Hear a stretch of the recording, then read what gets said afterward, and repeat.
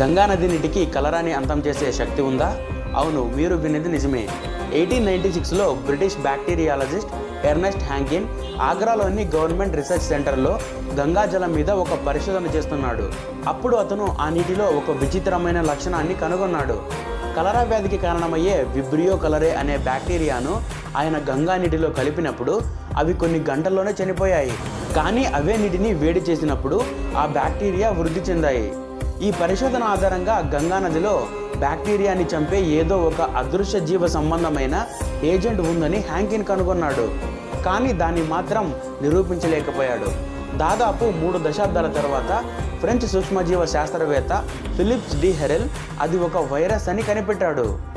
అసలు ఆ వైరస్ ఏంటి? నిజంగానే దానికి కలరా బ్యాక్టీరియాను చంపే శక్తి ఉందా? ప్రస్తుతం గంగా నది ఎంతో కాలుష్యానికి గురవుతుంది.